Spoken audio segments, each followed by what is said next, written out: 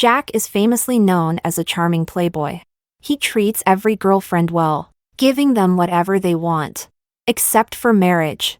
Everyone knows that he has never gotten over his breakup with his first love. He can't seem to take things to that level with other girls. In the 5th month of our relationship, my family was pushing me hard. I had no choice but to say goodbye to him. I heard your first love is coming back. Congratulations. He smiled, yeah. That night, his friends threw him a bachelor party. The venue was large and lively, and someone mentioned me, Jack. I think I just saw Miranda, and she was with a pretty handsome guy. As the conversation ended, everyone began gossiping, causing quite a stir. Jack suddenly lost his temper, extinguishing the cigarette in his hand, and coldly laughed. It was her who said we should be together, and it was also her who brought up breaking up. Is there really such a good thing in this world? Chapter 1. When I first got together with Jack, his friends placed bets. They went all out, betting on whether our relationship could last more than a month. He comes from a prominent family and has a well-known reputation. When I first met him, I heard my roommate say, the Bai family in North City is not to be trifled with. But this third young master Bai is a bit different. I've heard he's easy to pursue and never loses his temper with girls, parting amicably with each of his girlfriends. These words are not empty promises.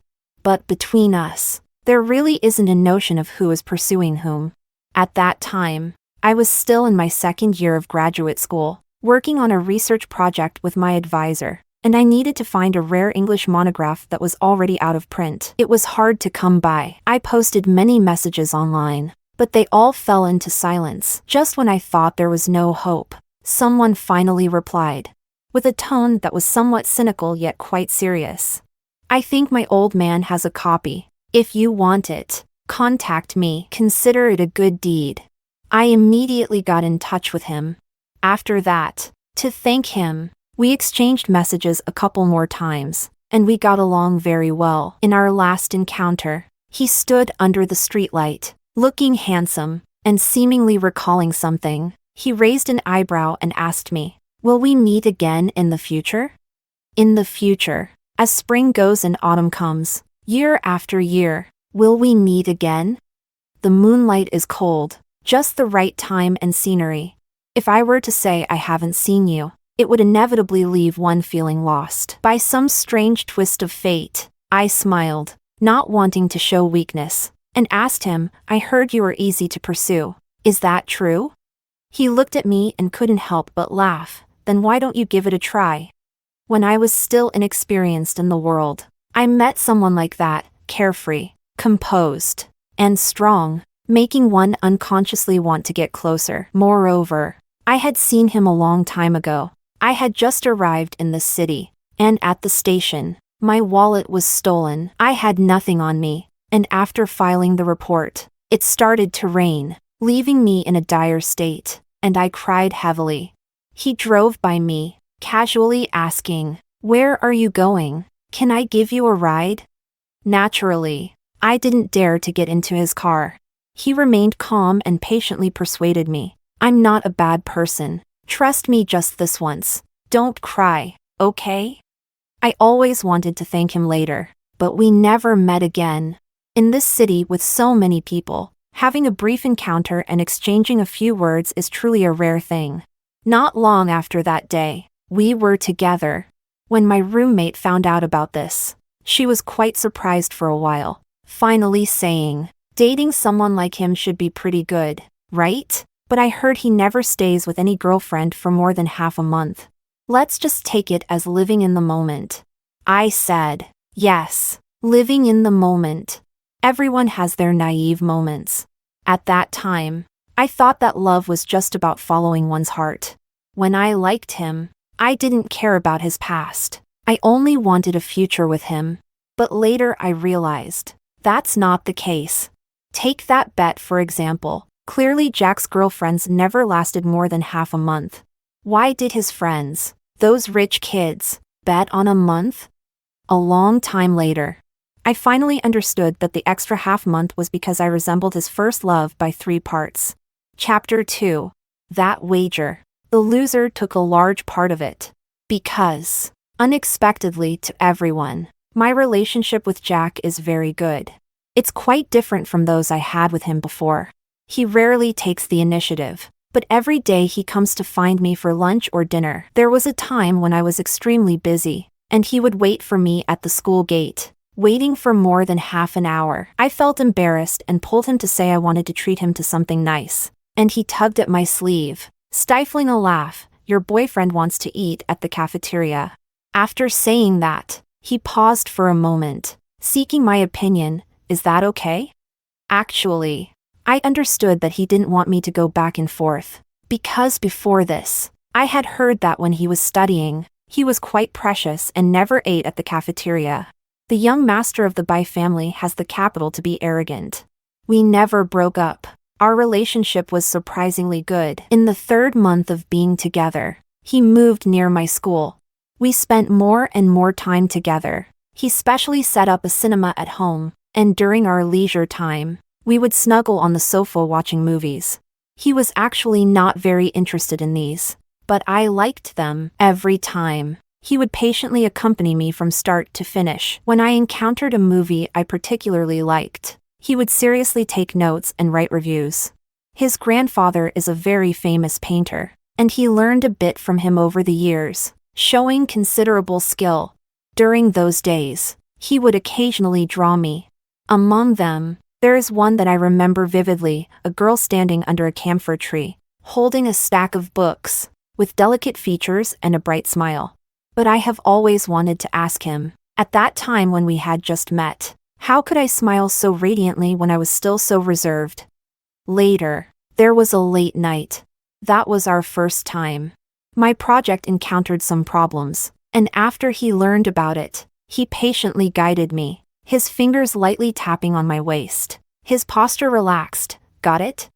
I suddenly realized, then joyfully hugged him back. He looked at me, his gaze gradually deepening, and finally leaned forward, his thin lips slightly moving, the touch cool. He is a bit nervous, but still appears nonchalant, gripping my hand. Miranda.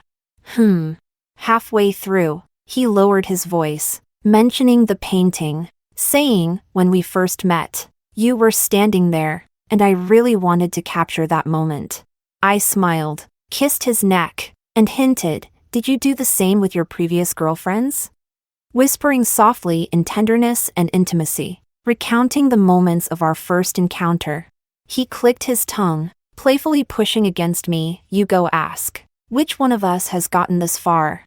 The ambiguity flowed silently, and later, I could no longer smile, held in his arms, crying softly. In September of North City, the autumn colors ripple like waves, and videos of tourists praying are everywhere online. I insisted he accompany me.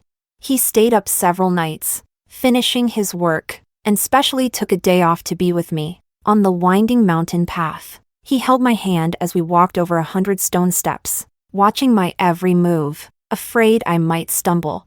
But later when I left him, I thought, in this life, when will one not stumble? At that time, I really liked him. Chapter 3.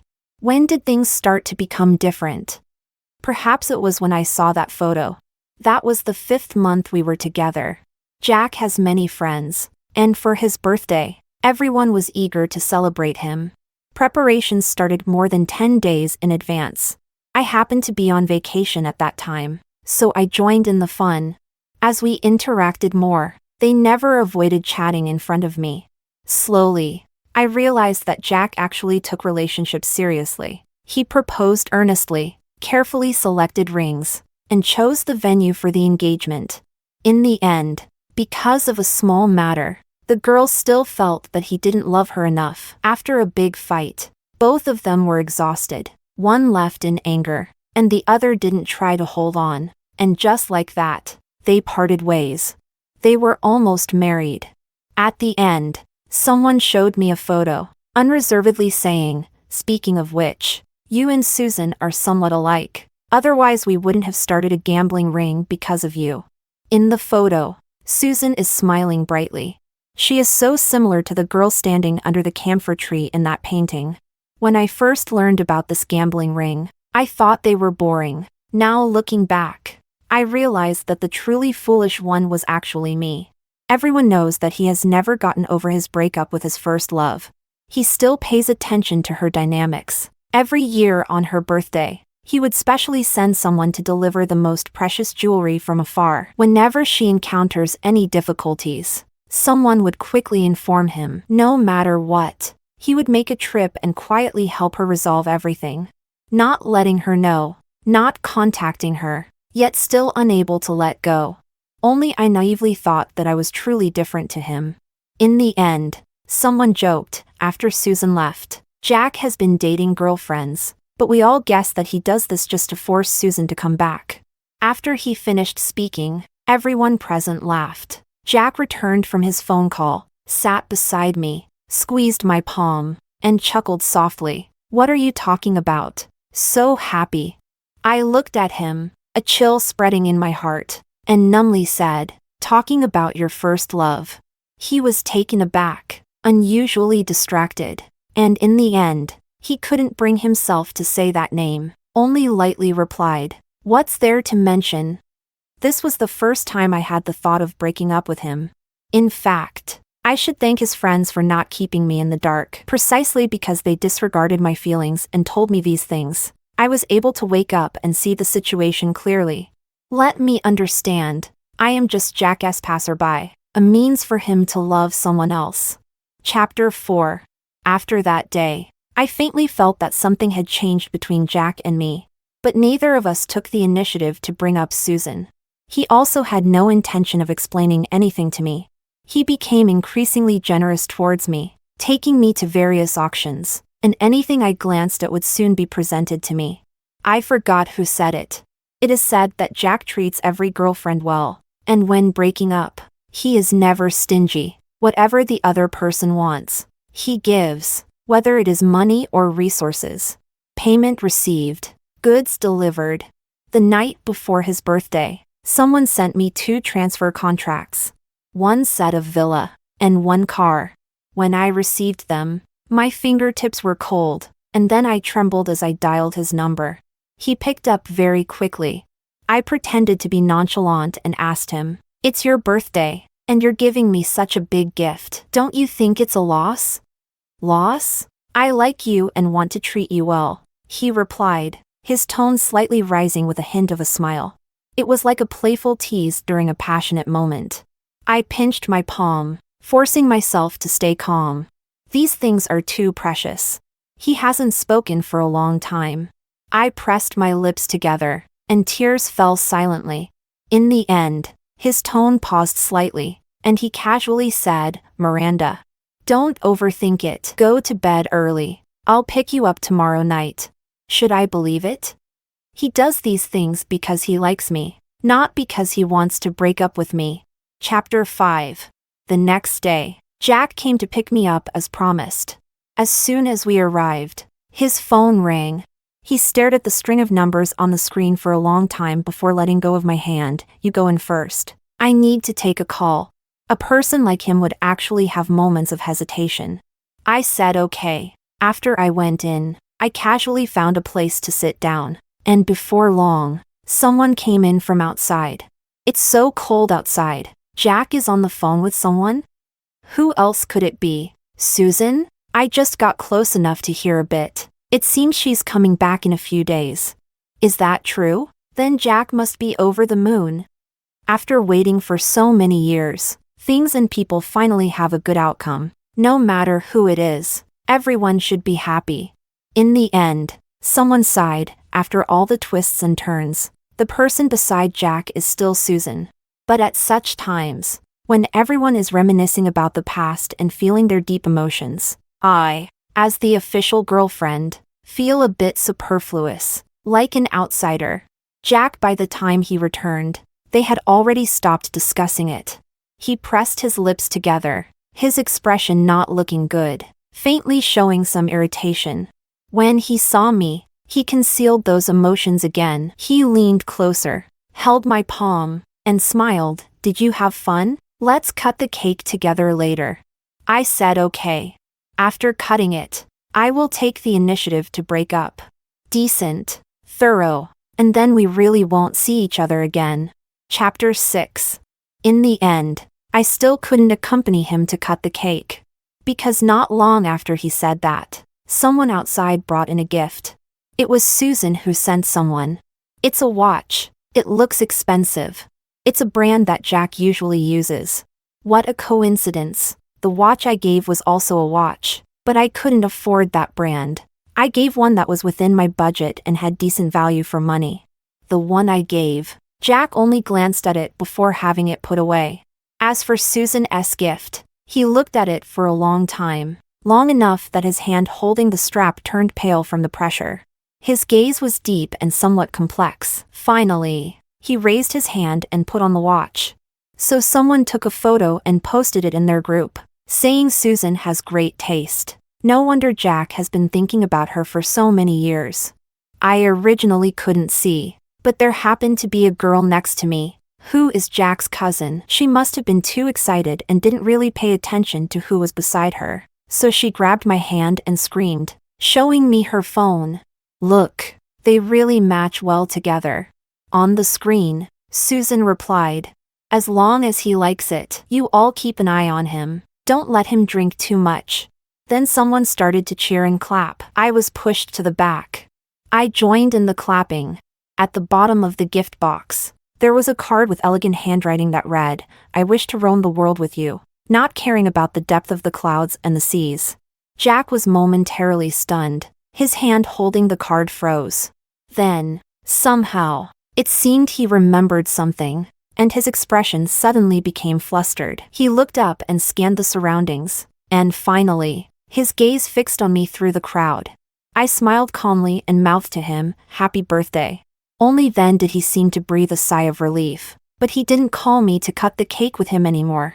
He had many friends, and they were all having a good time. It wasn't long before they got drunk. No one played with me, so I just watched from the side. In the end, his brother helped him upstairs, and I didn't follow. I was ready to leave directly. Breaking up doesn't necessarily have to be brought up face to face. Just as I was about to leave, his brother chased after me, found me after searching for a while, and handed me a room card. He hurriedly said, Jack is waiting for you on the top floor. Go up and keep him company. I know this person. His name is Santiago. He gets along best with Jack, and he is the one I am most familiar with among his group of friends. But in fact, he looks down on me because he has always been convinced that I am no different from Jack's previous girlfriend. Just a fling that won't touch the heart. What use is it if the main person is returning? 3 parts similar? Chapter 7. I didn't take that room card. Amidst the noise, I spoke up, you tell him. My relationship with him ends here. Santiago looked surprised for a moment, as if he hadn't quite heard me. The hand holding the room card trembled slightly. What did you say? I patiently repeated myself. Santiago furrowed his brow and looked at me for a moment. Are you serious? You know, with him, there's no such thing as regret. He never goes back on his word. Except for Susan. Because he has always been waiting for him. I nodded, my voice firm, He pressed his lips together and looked at me for a moment. No, we were having a good conversation. How did it suddenly turn into? As he said this, it seemed like he suddenly thought of something, but in the end, he didn't ask further, nodding, all right, you can go, just don't forget to move all your things out of his place. Being Sue, it's not good to be seen by others. I chuckled lightly, okay. I acted quickly and packed all the things I had at his place that night. He gave me quite a few things. I didn't take any. I also left those 2 contracts for him, untouched. Since we've already decided to part ways, bringing these things along will inevitably weigh me down, as they remind me of the past. After returning to school, I didn't think about anything and just went to sleep. I slept for quite a while. When I woke up, I opened my phone. I saw a message from Jack. There was only one message, sent at 10 o'clock last night. At that time, I should have just finished talking to Santiago, and in my rush to pack up, I didn't think to check. He said, come up. Chapter 8. I glanced at the time. It was already 2 in the afternoon. I hadn't replied to his message for so long, nor had I gone to find him. If it had been before last night, with Jack's temperament, he would definitely have called me or come to find me in person. But until now, nothing has happened. It seems Santiago has already conveyed my words. This person seems warm and affectionate, but deep down, he is actually quite indifferent. I have already initiated the breakup. He must have had this intention long ago. So naturally, he has no objections and won't say much, let alone try to keep me. My life has returned to how it was before I met Jack. I received a call from my mom. I am alone outside, and she is worried about me, so she frequently introduces me to potential partners. She has always hoped that I could find a good place to settle down. After the call, she sent me a few WeChat IDs. Remember to add. If there's someone suitable, give it a try. I said okay, but still didn't add.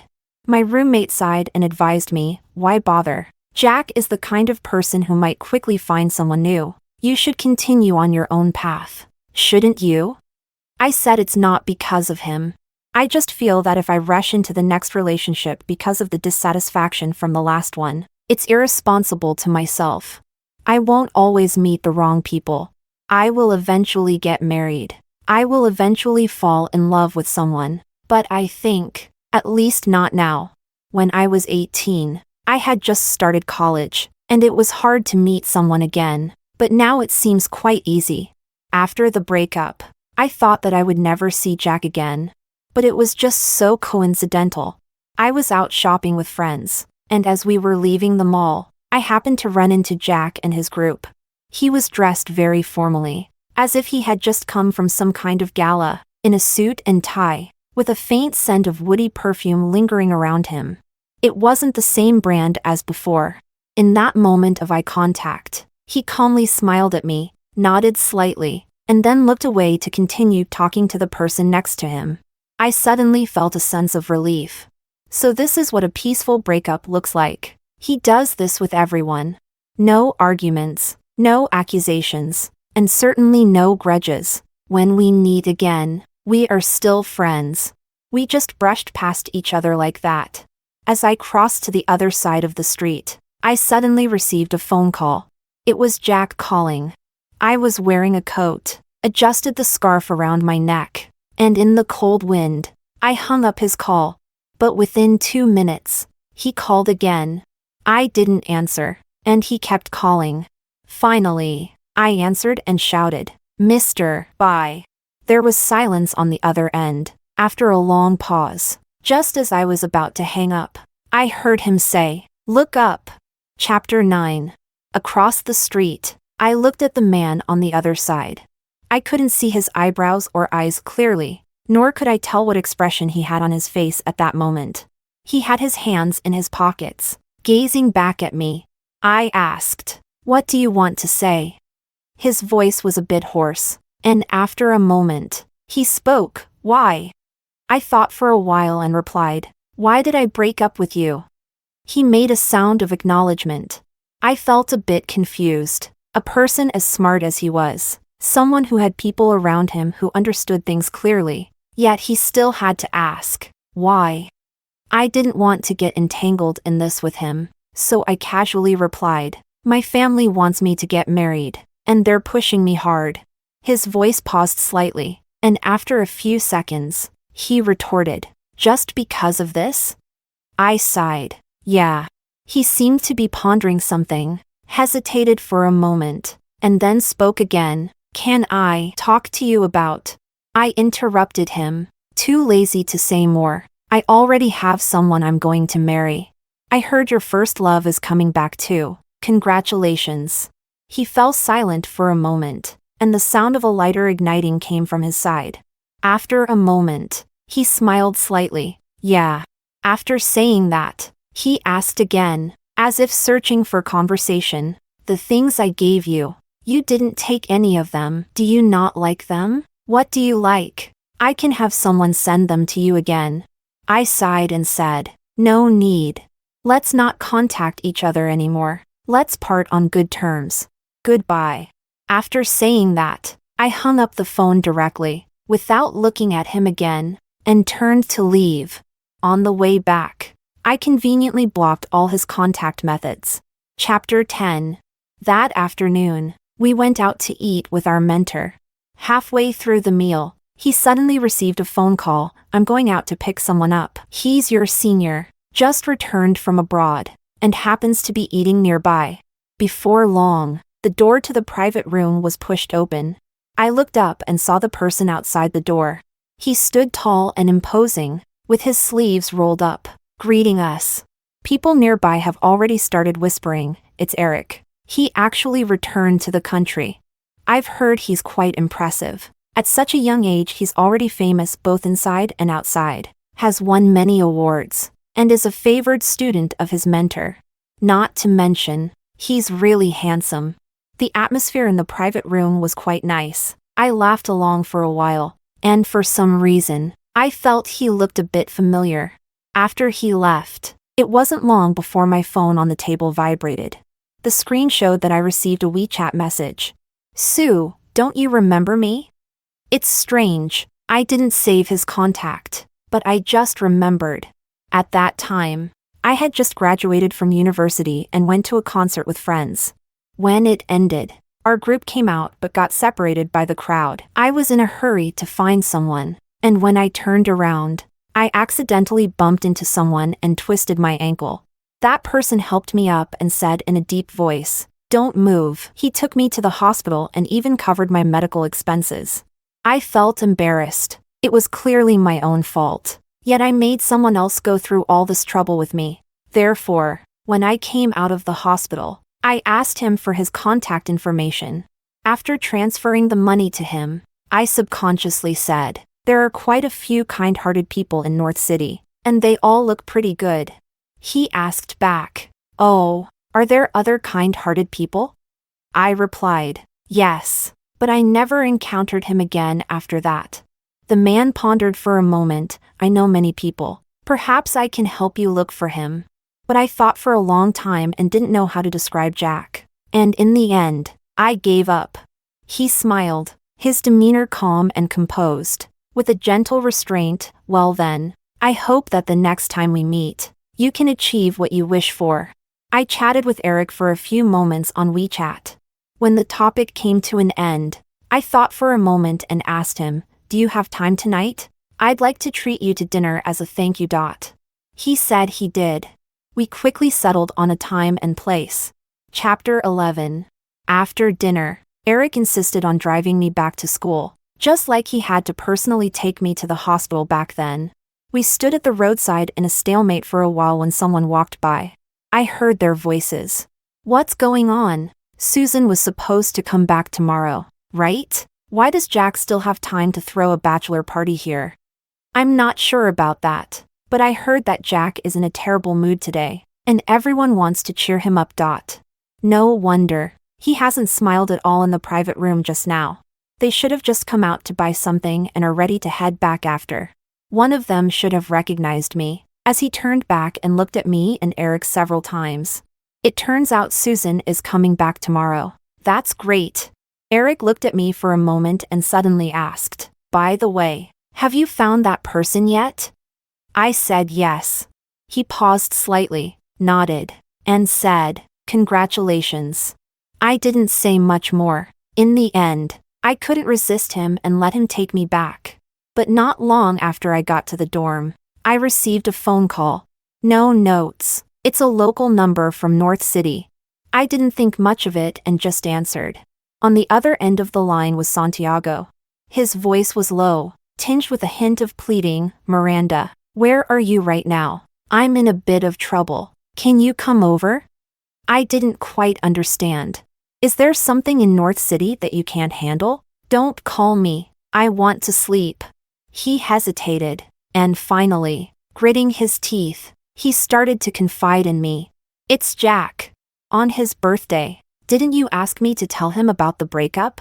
I went upstairs and mentioned it to him. He didn't say much at the time, but for several days afterward, he ignored me and his temper became unbearable. I hadn't turned the corner yet, until today, when something happened. and I finally realized that he was upset because I didn't keep you. I pressed my lips together. Today? What happened? He pondered for a moment, then sighed. As if in compromise, I'll send you a video, and you'll understand once you watch it. Chapter 12. The next second, his video came through. I clicked to open it. At the beginning of the video, it was recording the whole venue, and I could hear Santiago's voice, probably reporting to his girlfriend, saying it was quite lively and asking if she wanted to come. After a while, the camera froze. Someone leaned in front of Jack and joked, and it was exactly the person I had encountered not long ago. He said, "Jack, I just happened to see Miranda, and there was a handsome guy next to her." He spoke quite casually, and the people in the room began to gossip. Santiago probably found it somewhat interesting, saying in the video, Jack just broke up with his girlfriend, and he would be quite happy to hear that she found a good match. Now he can at least smile a bit, right? I thought the same. But in the next moment, I heard Jack's voice, which was chilling to the bone. It was her who said they were together, and it was also her who brought up the breakup. Is there really such a good thing in this world? My hand froze. I exited the video, feeling somewhat unsettled. Jack, what does this mean? In this world, where can you find such a good thing? Santiago's voice rang out again from over there. Are you done? Jack is really angry right now. Can you come over? I'm begging you. I suddenly felt very tired, with so many people there. How could he be sold or eaten? If it really doesn't work, Susan is coming back tomorrow, right? You can just wait for her to go over. Once she does, Mr. Bai will naturally calm down. Santiago over their side, a bit at a loss. No, you. Oh, how about this? I'll go pick you up. He had just started to speak when he suddenly stopped. A rustling sound reached my ears, followed by very shallow breaths. After a moment, someone let out a soft snicker, their voice slightly hoarse. Miranda. Let's talk. Chapter 13. To be honest, I don't feel like there's anything left for me to discuss with Jack. After thinking for a moment, I was about to refuse. He repeated it again, his tone very flat. Let's talk. You know me. I can be quite relentless in pursuing my goals. If you don't agree to this now, Miranda, I can't promise that I won't do something drastic. I didn't expect Jack to say something like that. This side of him makes me feel a bit unfamiliar. But it also seems like it should be this way. He actually is just that kind of person. I took a deep breath and said, Okay, what do you want to talk about? His voice was very cold, making it somewhat hard to discern in the night. You broke up with him. We got back together. In almost an instant, I understood. He must have misunderstood. He took Eric as my marriage partner. I rubbed my forehead, feeling it was a bit absurd. Doesn't he never go back on his decisions? Holding my phone, I thought again of that painting, that breakup feed that could only be described as extravagant, and the words of his friends that had been shared with me. Is it fun to toy with me and use me for amusement? Suppressing my irritation, I cleared my throat. Are you sick? After saying that, without waiting for his reaction, I hung up the phone. Then I also added Santiago to the blacklist. I had already been generous enough, not holding him accountable for his coldness and deceit, yet he had the audacity to say these nonsensical things to me. Chapter 14. I don't know what happened later. From that day on, I would see Jack every now and then. He was different from before. His brows and eyes were cold, and he became increasingly indifferent when looking at others. Every time we met, he would always look at me casually. I thought I had rejected him firmly enough, but he specifically blocked me in a secluded place, took out his phone to show me, pointing at the person on the screen. Is this your boyfriend? Eric, right? What have you considered? If you are unwilling, I can only talk to him. I can no longer tolerate it. You misunderstood. He is not my boyfriend. We have only met a few times and are not familiar at all. What do you want to do? Do you really have to make such a scene? There are some things I originally didn't want to say. You don't have me in your heart, do you? Being with me, treating me specially, is only because I resemble your first love a bit. Now that she is coming back, you give me a car and a house, just to make me back off and not cling to you, right? And now you're pulling this stunt. To be honest, it's quite annoying and really pointless. Jack was stunned, as if he didn't quite understand. What do you mean? After a long while, he finally muttered a curse under his breath, and when he spoke again, his voice was a bit hoarse. I never thought you resembled each other. Who spread such nonsense? I want him to clarify. Giving you things is simply because I want to, with no other intention. I never thought about breaking up with you. These can all be explained. My throat felt a bit dry, so what? Even if these were indeed misunderstandings on my part, but the carefulness with which he answered Susan's call, and the unspoken understanding among his friends, could all of that be fake? No matter how he feels now, when we were still in a relationship, he truly found it hard to forget his first love. Thinking this way, I wanted even less to be with Jack. I asked him, "Do you know what you mean to me now?" His eyes brightened slightly. What? I smiled and said, "After I take a shower, I never wear dirty clothes again." What's the difference between you and dirty clothes? He suddenly took a step back, his face pale, looking at me in disbelief. His friends came over, and upon seeing the scene before them, instinctively took turns advising me. Jack has been thinking about you these days. He hasn't been doing well either. You two were so close before. Is it really impossible now? What can't be discussed properly? I said, yes, it's impossible now. As soon as the words left my mouth, I suddenly remembered that not long ago, they had mentioned Susan in the same way. They said that Jack and Susan were a perfect match, a natural pair. It hasn't been long, and the narrative has already changed. Santiago instinctively tried to mediate. Yeah, how about I arrange for a private room later, and we can all have a meal together to clear the air about what happened before. We said quite a few nonsensical things in front of you before. Those were just our wild guesses, so don't take them seriously. I shook my head. I have things to do, so I won't join you guys. Santiago still tried to persuade. Come on, it's been a long time since we last met. Can you take my number off your blacklist? I still have. He was halfway through his sentence when Jack suddenly spoke up. Forget it. Santiago was a bit reluctant. It's not easy to meet like this. I said. Jack looked at me and repeated slowly. Forget it. Let her go. Chapter 15. After that day, I didn't hear from Jack for a long time. I do occasionally meet Eric. I accompany him for walks near the school. When he goes out for social events and passes by the school, he calls me. I run downstairs, breathless, and he hands me the concert ticket he has, saying he got it by chance and knowing I like to listen to music. He brought it for me. The man has a clear and elegant figure. His demeanor is calm. I think he probably doesn't know how hard it is to get this ticket. He remains polite and composed, and I feel embarrassed to refuse, so I transferred the ticket money to him. He wouldn't accept it, and I had no other choice but to invite him to dinner again. In the end, it turned out that he was the one who paid the bill. At the beginning of December, he was going abroad again, for at least half a year. I specifically went to the airport to see him off. He smiled at me, hesitated as if he wanted to say something, but in the end, he said nothing and turned to leave. Not long after he left, I met Santiago. He sighed and told me, Jack rarely hangs out with them anymore, nor does he go to find Susan. Susan came back this time with the intention of getting back together with Jack, but who would have thought that Jack is completely ignoring her now? A few days ago, I was annoyed by the noise and even pressured Susan's home to marry Susan off quickly. I felt like I was listening to a story, but they were so good before.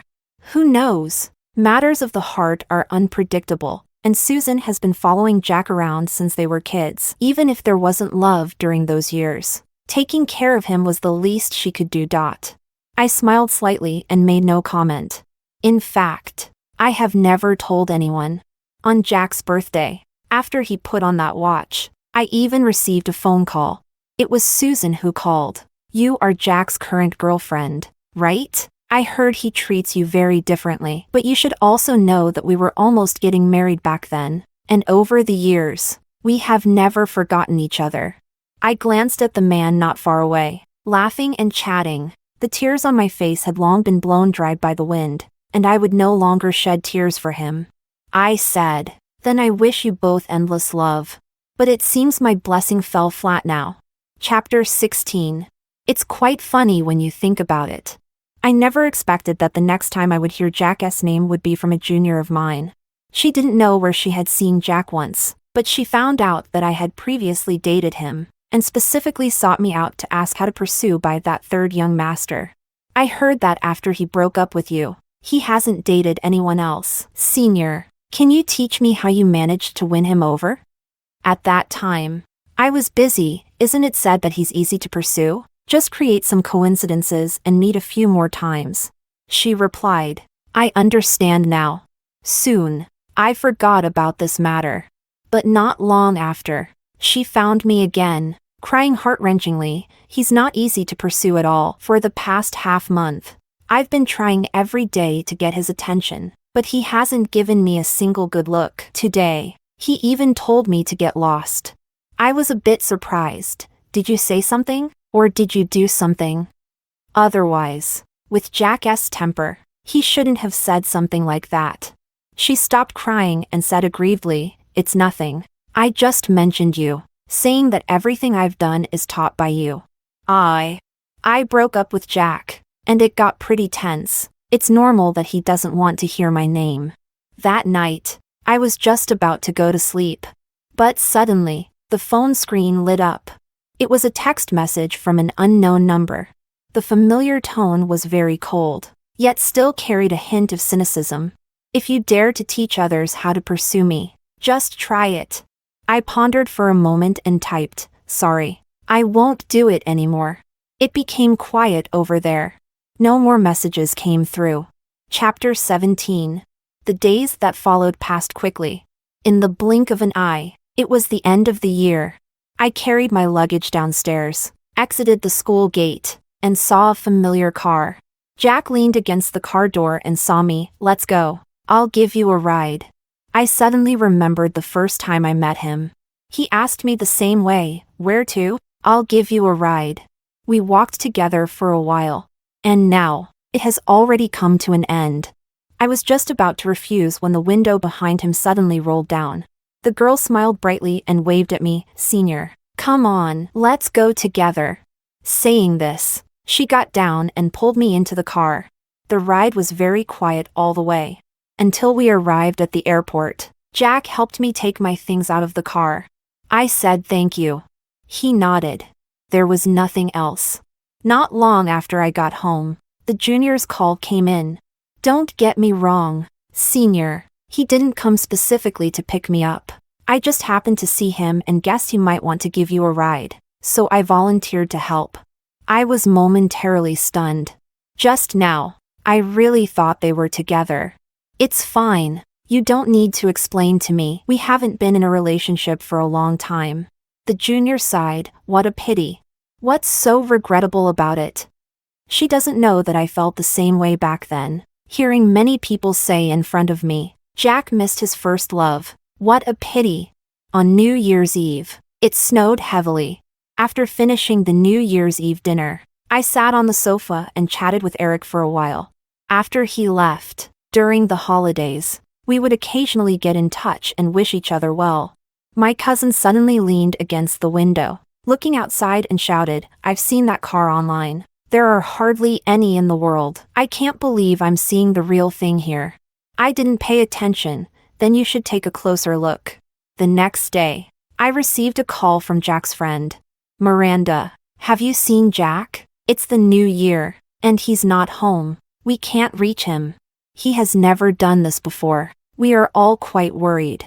After hearing this, almost instantly, I thought of that car that shouldn't have been here. Chapter 18. I looked out the window but didn't see the car, so I had to ask around. Finally, I spotted Jack near an alley. The man stood by the roadside, his shirt a bit wrinkled, without a jacket, his complexion not looking good, holding a cigarette but not smoking. Upon seeing me, he instinctively straightened his posture. I walked up to him and asked, "Where's your phone?" He seemed a bit flustered, took out his phone, fiddled with it for a moment, and said, "It's out of battery. You should hurry back. This isn't the place for you to be." Jack paused for a moment and said, "I don't even know what's going on. I just instinctively followed you. You mentioned before that your family is urging you to get married." What do you mean? Are you saying you want to marry me? Jack, that's impossible. All along, the person who never easily looked back was actually me. I've been stubborn since I was young.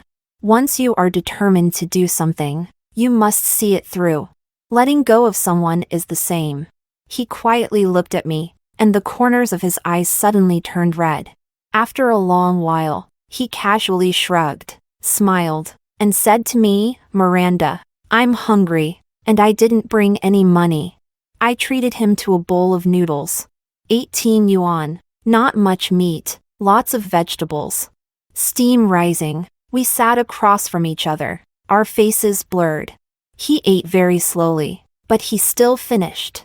After finishing, he returned to the way I first knew him, leisurely wiping his mouth with a tissue, then said, "This is truly the worst noodle I've ever eaten." Chapter 19. After that, I returned to North City. I haven't seen Jack again. We were originally from two different circles, and unless I made a deliberate effort to inquire, it was actually quite difficult to hear any news about him. In the first year after graduation, I entered into another relationship. The other person was the director of a partner company, with a calm demeanor and a friendly attitude, but our relationship was always lukewarm, and we broke up in less than a month.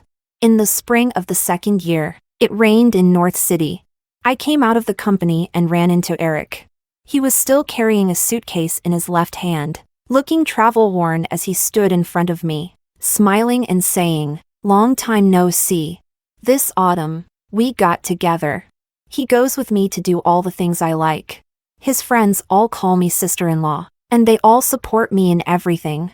We never easily say goodbye. We went together to hang a marriage wish tree, with a plaque that has both our names on it. After writing, he meticulously added blessings. He held my hand as we walked back. He smiled and said, "It's really nice." I replied, Chapter 20. I suddenly remembered a year. I knelt on the cushion and made a wish. With too many wishes to count, I carefully enumerated them in my heart, afraid of missing any. That person stood nearby watching me, and finally helped me up, casually saying, "If you want something, just tell me, it's quicker than this." He never believed in these things. But once we left the temple, far from the incense, he let out a low sigh and said something. That sentence has stayed with me for many years. He said that meeting me was, in fact, his 3 lifetimes of fortune.